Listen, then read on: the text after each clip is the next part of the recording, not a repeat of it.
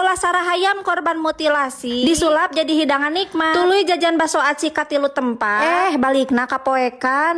Tah isuk-isuk teh geus disampakeun hayam meunang mutilasi kulantaran persamaraan teh geus barareak. Hayu we besti urang balang siar heula. Kira-kira urang pasak kumaha nya anu tereh. Ning ieu geuleuyeung we si bunit teh indit ka pasar. Singkat cerita ieu si bunit geus nepi di pasar. Urang di dieu we besti dinu deukeut sisi jalan. Piraanan erek meuli saledri ning tah. Urang sopkeun we cekeng teh. Ning tuh melong peuyeum hayang peuyeum. Kulantaran bawang daun mah eueuh cenah. Hayu besti urang ka jero heula sakedeung mah. Ning tah langsung gok we panggih jeung bawang daun. Lumayan we rada saleger keneh ning ieu. Tuh kebenaran wortel nage aya kot saleger. Meuli sakalian we besti. Red kana jamur coklat hayang deui. Tah kitu mak matak ulah sok lo baru ratreret ge. Geus we sakieu bisi katutuluyan. Sok mah geura puihkeun motor teh bade uih. Tapi samemeh nepi ka rorompo. Alangkah baiknya kalau kita jajan dulu baso tahu besti. Dikarenakan beteung ini masih ngulumprung belum dieusian apa-apa. Tah ieu si bunit teh jajana 10.000 hoyong komplit cekeng teh. Ari pek teh nya we sia besti. Dibere komplit jajan sakitueun teh. Dijamin seubeuh pokona mah keur soranganeun mah. Pokona mah baso tahu eco mah paling mantap we cek si bunit. Hayu we nyaan aya nama urang ampih. Singkat cerita ieu si bunit geus nepi di rorompo. Samemeh konser ka dapur urang menikmati heula baso tahu eco. Bismillahirrohmanirrohim.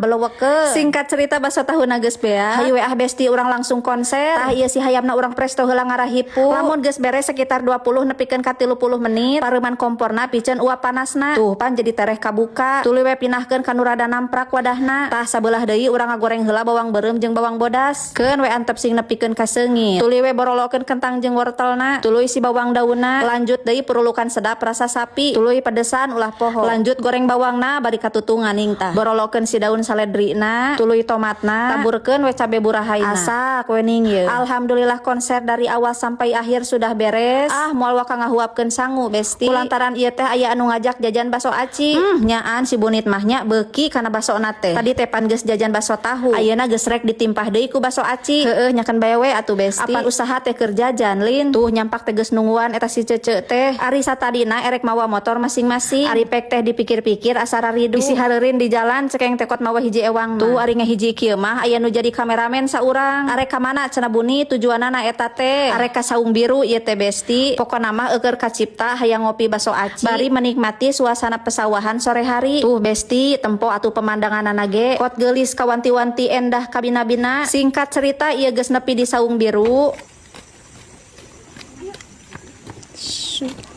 Nah jadi kameramen, daraos atuh anu kameramenan mama. Atuh sup we asup si bunit jeung si cece teh. Ari pek teh sia besti geus barareak si toping nana teh. Anu pokokna mah si baso aci ge habis deui. Atuh geuleuyeung deui we neangan warung anu sejen. Da keukeuh hayang baso aci ieu teh. Cing urang cobaan cekeng teh ka warung